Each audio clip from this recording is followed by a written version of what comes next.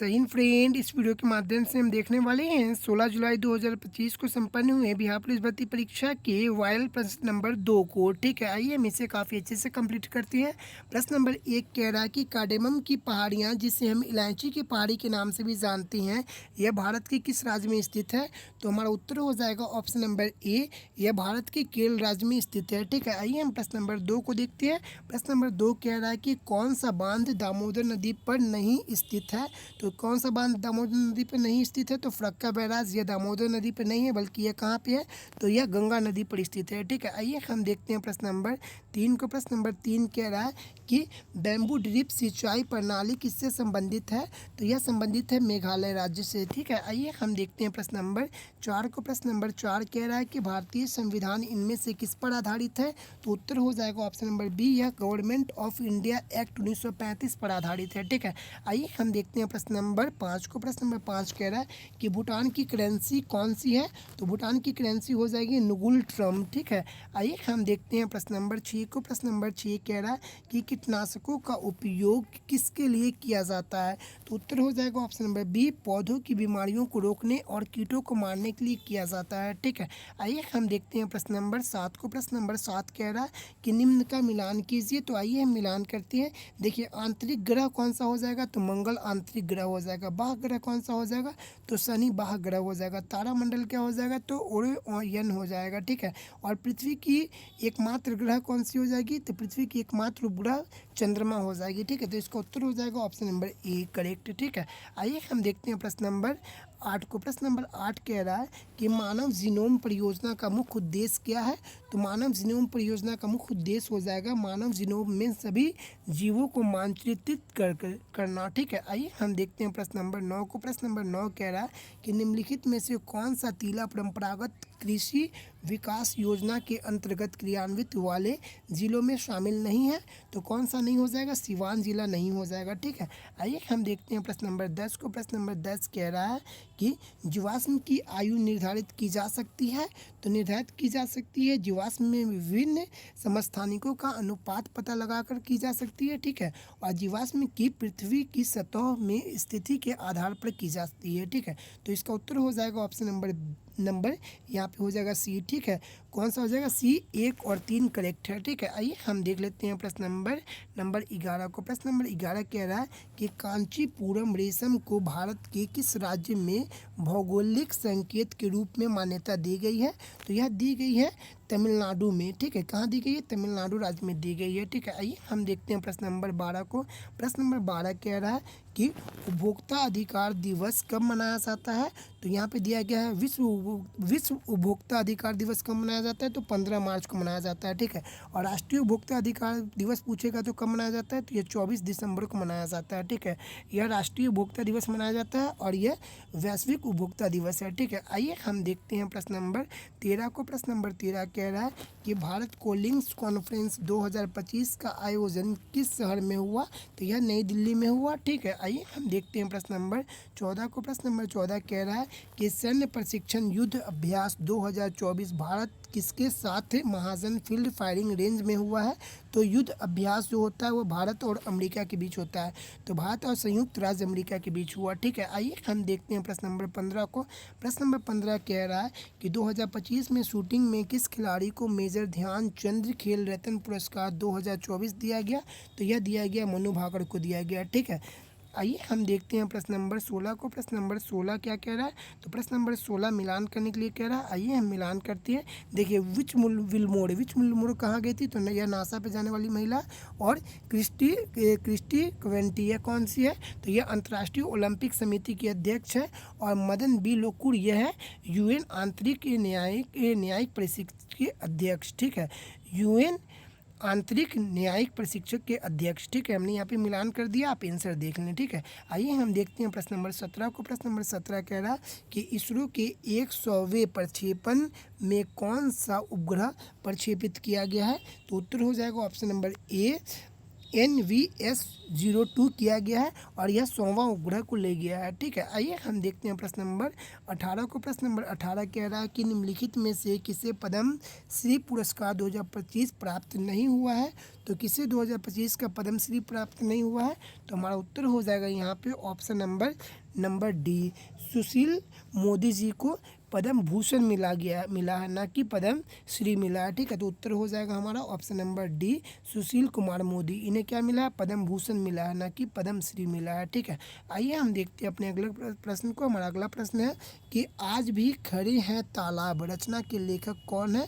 तो यहाँ पे हमारा उत्तर हो जाएगा ऑप्शन नंबर सी, अनुपम मिश्रा है। ठीक है, आइए हम देखते हैं प्रश्न नंबर 20 को। प्रश्न नंबर 20 कह रहा है कि निम्नलिखित में से किस वाक्य में क्रिया भविष्य काल की नहीं है। तो भविष्य काल की क्रिया किस में नहीं है, तो देखिए गागेगी में नहीं होती है। ठीक है, तो ये लौटेगी यह भविष्य काल में नहीं, ये भविष्य काल की है। ठीक है, और आएगी ये भविष्य काल की है, पढ़ेगी यह भविष्य काल की है। ठीक है, लेकिन यहाँ पे दिया गया ऑप्शन नंबर में सी में कि मीना खा रही है, यह भविष्य काल की नहीं है। तो ठीक है, क्या पूछा गया कि कौन भविष्य काल की नहीं है, तो यही हो जाएगा ऑप्शन नंबर सी, मीना खा रही है, यह भविष्य काल की नहीं है। ठीक है, आइए हम देखते हैं प्रश्न नंबर 22 को।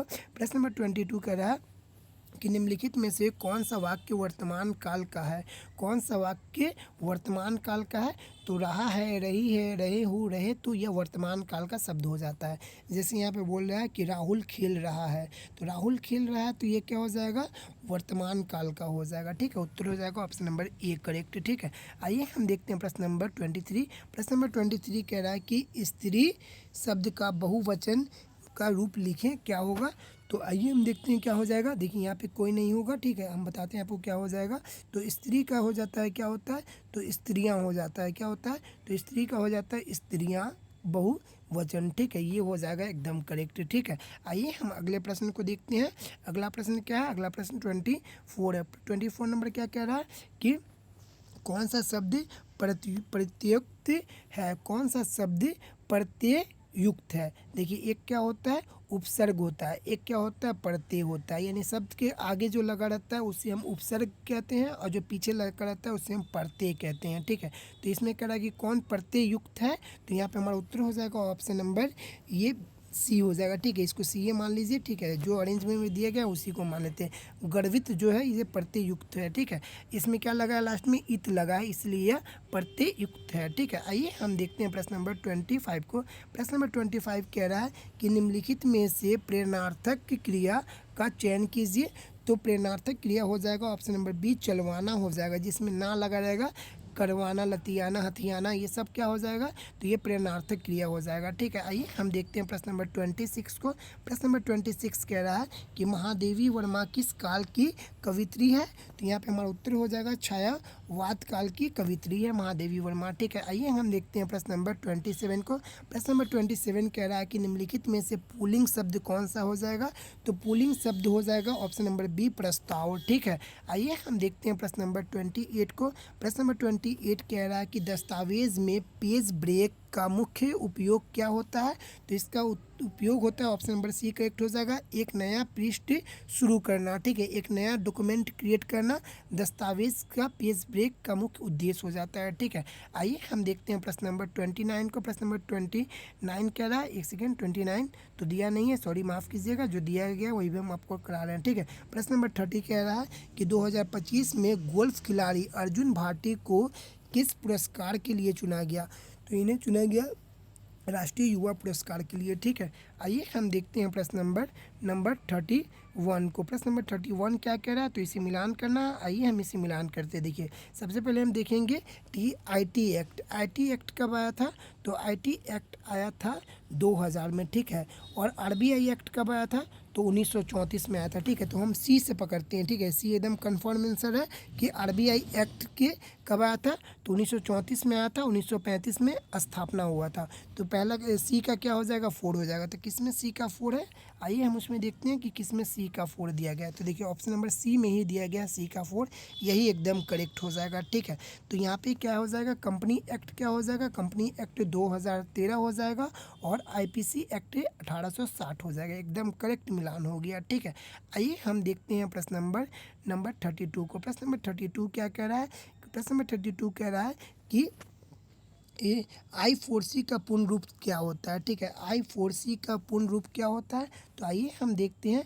I4C यानी कि Indian cyber crime coordinated centre, ठीक है। इसी में दिया गया है इंडियन, ठीक है। C4 साइबर, फिर C4 क्राइम, और फिर C4 कोऑर्डिनेशंस, और फिर C4 सेंटर। तो यही हो जाएगा I4C का फुल फॉर्म, ठीक है। आइए हम देखते हैं प्रश्न नंबर 33 को। प्रश्न नंबर 33 इसे भी मिलान करना, ठीक है। आप हमें इसे कमेंट बॉक्स में बताएंगे, ठीक है। इसे आप कमेंट बॉक्स में इसका आंसर हम आपसे चाहेंगे, ठीक है। आइए हम देखते हैं प्रश्न नंबर 34 को। 34 कह रहा है कि एक विद्युत सर्किट में फ्यूज का उद्देश्य क्या है। तो यहाँ पे हमारा उत्तर हो जाएगा कि एक विद्युत सर्किट में फ्यूज का उपयोग क्या होता है। तो उत्तर हो जाएगा ऑप्शन नंबर डी, सर्किट को अत्यधिक धारा से बचाने के लिए उपयुक्त होता है, ठीक है। आइए हम देखते हैं प्रश्न नंबर 35 को। प्रश्न नंबर 35 क्या कह रहा है उसे देखते हैं। प्रश्न नंबर 35 कह रहा है कि मिलान करने के लिए, तो शामलू जी का संबंध कहाँ से है, तो गुजरात से है, ठीक है। पुष्कर का संबंध कहाँ से है, तो पुष्कर का संबंध है राजस्थान से, ठीक है। और यहाँ पे देखिए फिर सूरजकुंड मेला का संबंध कहाँ से है, हरियाणा से है, ठीक है। कपिल मुनि का कहाँ से है, तो यह राजस्थान से है, ठीक है। तो यहाँ पे हमने एकदम करेक्ट मिलान कर लिया है, ठीक है। आइए आप अगले इसका आंसर देख लेंगे। आइए हम अगले प्रश्न को देखते हैं। हमारा अगला प्रश्न है 36 नंबर। 36 नंबर कह रहा है कि अजंता की गुफा किस राज्य में स्थित है। तो अजंता की गुफा यह महाराष्ट्र राज्य में स्थित है, ठीक है। आइए हम देखते हैं प्रश्न नंबर 37 को। प्रश्न नंबर 37 कह रहा है कि समानांतर सरकारों की स्थापना किस आंदोलन के दौरान हुई थी। तो यह किसके आंदोलन के दौरान हुई थी, तो यह भारत छोड़ो आंदोलन के दौरान हुई थी समानांतर सरकार की स्थापना, ठीक है। उत्तर हो जाएगा ऑप्शन नंबर डी। आइए हम देखते हैं प्रश्न नंबर 38 को। प्रश्न नंबर 38 कह रहा है कि किस ग्रंथ में वैशाली को मगधपुरम कहा गया। तो किस में कहा गया, तो विनय पिटक में कहा गया, ठीक है। आइए हम देखते हैं प्रश्न नंबर 39 को। प्रश्न नंबर 39 कह रहा है कि अलवार और नयनार संत किस भाषा में अर्पण इष्ट की स्तुति भजन गाते थे।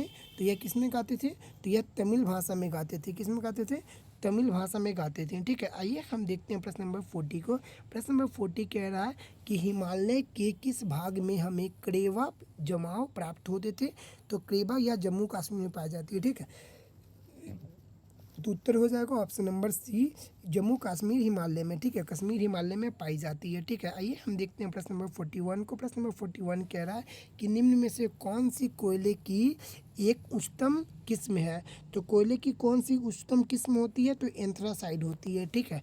आइए हम देखते हैं प्रश्न नंबर 42 को। प्रश्न नंबर 42 कह रहा है कि भारत का वन्य जीव संरक्षण अधिनियम जारी किया गया, कब जारी किया गया, तो सन 1972 में जारी किया गया, ठीक है। आइए हम देखते हैं प्रश्न नंबर 43 को। प्रश्न नंबर 43 कह रहा है कि निम्नलिखित में से कौन सा नवीकरणीय संसाधन है। तो यहाँ पे नवीकरणीय संसाधन हो जाएगा सौर ऊर्जा, ठीक है। आइए हम देखते हैं प्रश्न नंबर 44 को। प्रश्न नंबर 44 कह रहा है कि भारत में सबसे पुराना तेल क्षेत्र कौन सा है। तो यह हो जाएगा डिगबोई, असम में हो जाएगा, ठीक है। आइए हम देखते हैं प्रश्न नंबर 45 को। प्रश्न नंबर 45 कह रहा है कि भारत विश्व के कुल कितने प्रतिशत भौगोलिक की ज़मीनी क्षेत्र पर फैला हुआ है। तो पूरे विश्व के क्षेत्रफल का भारत का क्षेत्रफल है 2.4%, ठीक है। आइए हम देखते हैं प्रश्न नंबर 46 को। प्रश्न नंबर 46 कह रहा है कि जूल निम्नलिखित में से किसका एसआई मात्रक नहीं है। तो जूल किसका एसआई मात्रक नहीं है, तो बल का एसआई मात्रक जूल नहीं है। बाकी ये स्थितिज ऊर्जा का जूल हो जाएगा, गतिज ऊर्जा का जूल हो जाएगा, कार्य का जूल हो जाएगा। लेकिन बल का क्या होता है, तो बल का न्यूटन होता है, ठीक है। आइए हम देखते हैं प्रश्न नंबर 47 को। प्रश्न नंबर 47 क्या कह रहा है, तो प्रश्न नंबर 47 कह रहा है, हम इसे देखते हैं। 47 कह रहा है कि यहाँ दो कथन दिए गए हैं जिन्हें क्रमशः अभिकथन ए और अभिकरण आर के रूप में चिन्हित किया गया है। नीचे दिए गए आंकड़ों को कोड से आप उत्तर सही चुनिए, ठीक है। तो आइए हम देखते हैं। कथन ए कह रहा है कि मैदान में खड़ा एक चित्रक चलती गेंद को पकड़ते समय धीरे धीरे अपने हाथों को पीछे की ओर खींचता है। जी हाँ, बिल्कुल सही है, ठीक है। आर कह रहा है कि न्यूटन के गति के दूसरे नियम के अनुसार गेंद के वेग के शून्य तक घटने की समय विधि को बढ़ाकर चित्रक अपने हाथों पर लगने वाले बल प्रभाव को चल कर देता है, यानी प्रभाव को चाल कम कर देता है। यहाँ पे क्या हो जाएगा, चाल कम कर देता है, ठीक है। दोनों एकदम सही है, ठीक है। उत्तर हो जाएगा ए और आर सत्य है, ठीक है, और आर ए का सही व्याख्या भी करता है। ठीक है, आइए हम देखते हैं प्रश्न नंबर 48 को। प्रश्न नंबर 48 कह रहा है कि कटाई करने वाले यंत्रों को धारवाड़ क्यों बनाए जाते हैं। तो कटाई करने वाले को हम धारवाड़ इसलिए बनाए जाते हैं ताकि इसमें दाब बढ़ाने के लिए, ठीक है। किसी भी सुई को आप नुकीला कर दीजिएगा, ठीक है, आप उसे किसी को भोंकिएगा तो वो कैसा हो जाएगा, तुरंत चुभेगा, यानी उसमें क्या हो जाएगा कि दाब अधिक लगेगा, ठीक है। और किसी मोटा, अगर आप कांटी लिए हुए हैं, ठीक है, कांटे को पलट करके आप किसी को घोपेंगे तो उसमें ज़्यादा वो नहीं जाएगा अंदर, ठीक है। लेकिन कांटे के सीधा की ओर आप करेंगे जिसका नुकीला रहता है तो वो डायरेक्ट चल जाएगा, क्योंकि उसमें दाब की मात्रा अधिक है, इसलिए वो डायरेक्ट अंदर घुस जाएगा। लेकिन पलट के कीजिएगा तो वो नहीं जाएगा। इससे आप समझ जाइए, ठीक है। उत्तर हो जाएगा ऑप्शन नंबर ए, ठीक है। आइए हम देखते हैं प्रश्न नंबर 49 को। प्रश्न नंबर 49 क्या कह रहा है। तो प्रश्न नंबर 49 कह रहा है कि यही दो कथन दिए गए हैं, कथन ए और आर दिए गए हैं, उसमें सही कथन चुनिए और उसको कूट के अनुसार मिलाइए, ठीक है। तो कथन ए में कहा रहा है कि किसी भी दिए गए प्रतिरोध के लिए परिपथ में क्षयित शक्ति लागू वोल्टेज के साथ द्विघात रूप में बढ़ती है, बिल्कुल बढ़ती है, ठीक है। कथन आर कह रहा है कि सूत्र P = VI के अनुसार विद्युत शक्ति वोल्टेज और धारा दोनों के सीधे अनुपातिक होती है, बिल्कुल एकदम सही है। तो यहाँ पे उत्तर हो जाएगा ऑप्शन नंबर बी करेक्ट हो जाएगा। ए और आर दोनों सही है, लेकिन आर ए का सही स्पष्टीकरण नहीं है, ठीक है। आइए हम देखते हैं प्रश्न नंबर 50 को। प्रश्न नंबर 50 कह रहा है कि सुस्पष्ट केंद्रक किसमें अनुपस्थित होता है। तो किसमें अनुपस्थित हो जाएगा, तो यह हो जाएगा ऑप्शन नंबर ए साइनोबैक्टीरिया में अनुपस्थित हो जाएगा, ठीक है। आइए हम देखते हैं प्रश्न नंबर 51 को। प्रश्न नंबर 51 कह रहा है कि प्रकाश संश्लेषण के विलेय उत्पादों को वहन डैश कहलाता है, क्या कहलाता है, स्थानांतरण कहलाता है। प्रकाश संश्लेषण के विलेय उत्पादों को वहन स्थानांतरण कहलाता है, ठीक है। आइए हम देखते हैं प्रश्न नंबर 52 को। प्रश्न नंबर 52 कह रहा है कि लंबे पौधे और बौने पौधे के बीच संकरण के परिणाम स्वरूप उन्नत सतत के सभी पौधे लंबे होते हैं, क्योंकि उत्तर हो जाएगा ऑप्शन नंबर ए, लंबाई एक प्रभावी लक्षण है इसलिए होते हैं, ठीक है। आइए हम देखते हैं प्रश्न नंबर 53 को। इसका दिया गया, इसका थोड़ा सा इसके बारे में मुख्य बातें दी गई, आप इसे देख लीजिएगा, ठीक है। प्रश्न नंबर 53 को कह रहा है कि निम्नलिखित में से मस्तिष्क का कौन सा भाग शरीर की अनैच्छिक क्रियाओं का नियमन करता है। तो यह कौन करता है, तो मेडुल्ला ऑब्लिगेंटा करता है, ठीक है। आइए हम देख लेते हैं प्रश्न नंबर 54 को। प्रश्न नंबर 54 कह रहा है कि कौन सी रक्त वाहिका हृदय से रक्त शरीर में ले जाती है। तो यह ले जाती है, धमनियाँ ले जाती है, ठीक है। आइए हम देखते हैं प्रश्न नंबर 55 को। प्रश्न नंबर 55 कह रहा है कि 14 व 15 वर्ष की आयु वर्ग के स्कूल जाने वाले बच्चों की कुल संख्या इसी आयु वर्ग के कुल बच्चों के अनुपात में होती है। तो उत्तर हो जाएगा ऑप्शन नंबर बी, शुद्ध उपस्थित अनुपात, ठीक है। आइए हम देखते हैं प्रश्न नंबर 56 को। प्रश्न नंबर 56 कह रहा है कि भारत में 2006 से 7 में प्रति व्यक्ति आय सबसे अधिक किस केंद्र शासित प्रदेश में था। तो यह चंडीगढ़ में था। कहाँ था, चंडीगढ़ में था, ठीक है। आइए हम देखते हैं प्रश्न नंबर 56 को। प्रश्न नंबर 57 को सॉरी, ठीक है। प्रश्न नंबर 57 कह रहा है कि खाद्य सुरक्षा का अर्थ है। तो खाद्य सुरक्षा का अर्थ क्या है, सभी को हम देखते हैं। खाद्य सुरक्षा उपलब्धता सभी लोगों को हर समय हो। तो एकदम सही है, खाद्य उपलब्धता सभी लोगों को हर समय होना चाहिए, बिल्कुल सही है। बी कह रहा है कि कुछ लोगों को ही हर समय खाद्य समर्था उपलब्ध हो। तो ये गलत हो जाएगा, कुछ समय के लिए किसी को थोड़ी खाना दिया जा सकता है, हमेशा दिया जाता है, ठीक है। सी कह रहा है कि सभी लोगों को केवल 1 वर्ष के लिए ही खाद्य उपलब्ध हो, नहीं हमेशा हो, केवल 1 वर्ष ही इंसान जिंदा थोड़ी रहेगा, ठीक है। तो इससे करेक्ट हो जाएगा ऑप्शन नंबर ए करेक्ट हो जाएगा, ठीक है। आइए हम देखते हैं प्रश्न नंबर 58 को। प्रश्न नंबर 58 कह रहा है कि भूजल उदाहरण है। तो भूजल किसका उदाहरण है, तो उत्तर हो जाएगा हमारा ऑप्शन नंबर बी, नवीकरणीय संसाधन का उदाहरण है, ठीक है। आइए हम देखते हैं प्रश्न नंबर 59 को। प्रश्न नंबर 59 क्या कह रहा है, प्रश्न नंबर 59 कह रहा है कि किसी वर्ष में देश की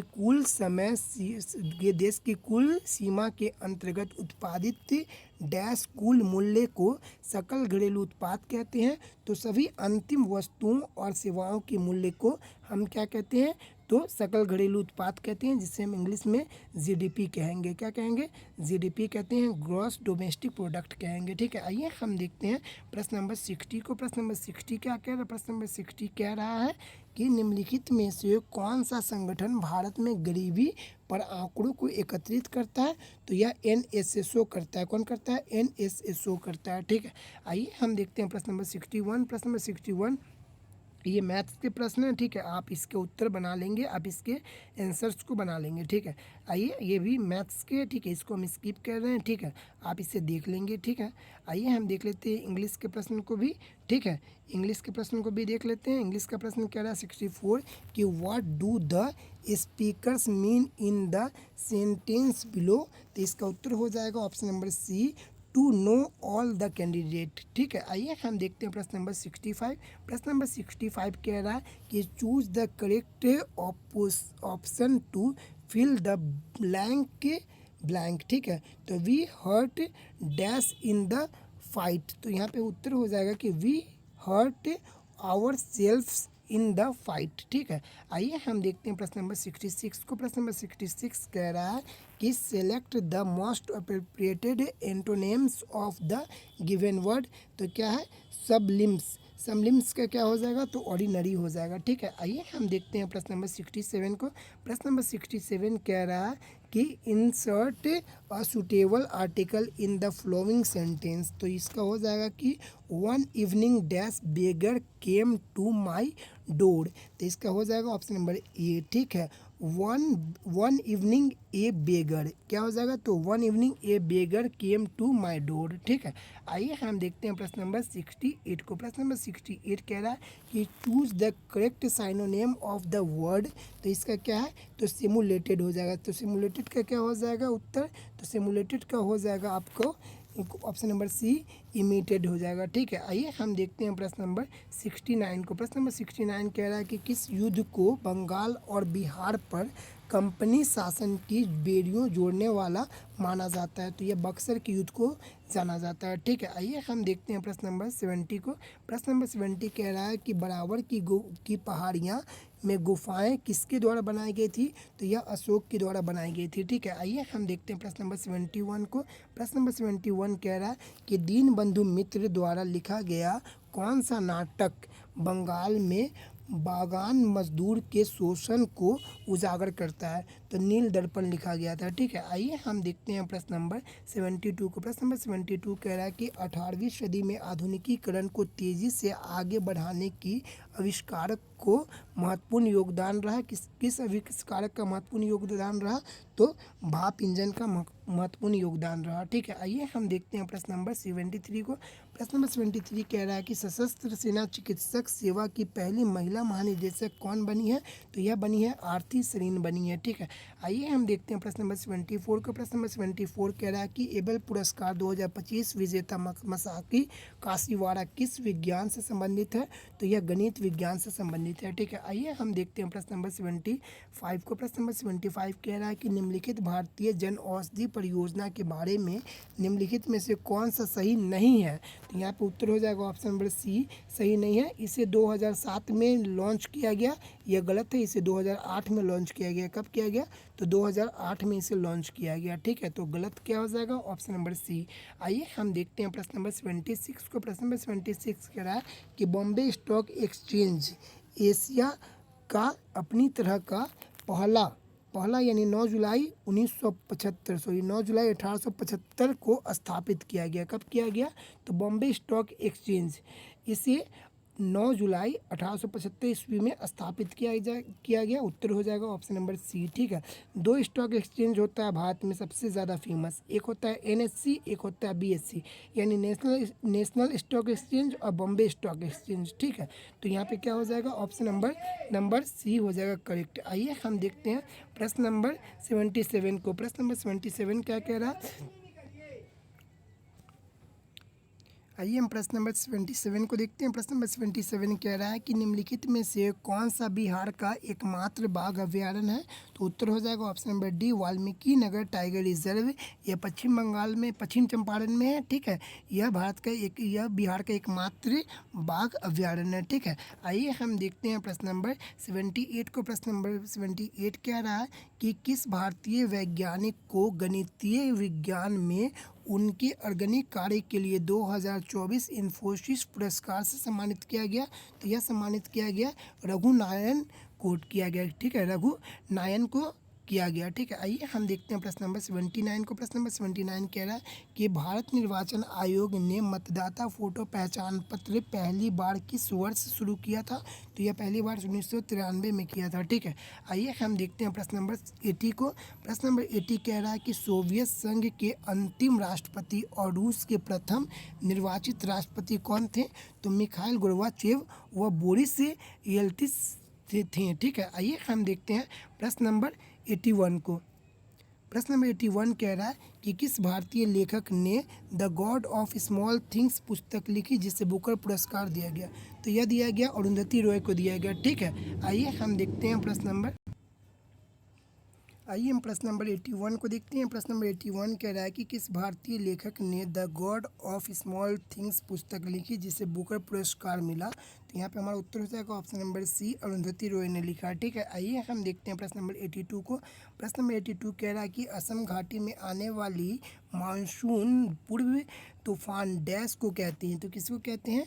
तो यह बारदोई शीला को कहते हैं, ठीक है। आइए हम देखते हैं प्रश्न नंबर 83 को। प्रश्न नंबर 83 कह रहा है कि संविधान सभा को बहसों को कितने खंड हैं? तो संविधान सभा को बहसों का कितना खंड है? तो यह 12 खंड है को टोटल, ठीक है। आइए हम देखते हैं प्रश्न नंबर 84 को। प्रश्न नंबर 84 कह रहा है कि निम्नलिखित में से कौन सा विषय संघ सूची में शामिल नहीं है? तो यहाँ पे हमारा उत्तर हो जाएगा कृषि और सिंचाई।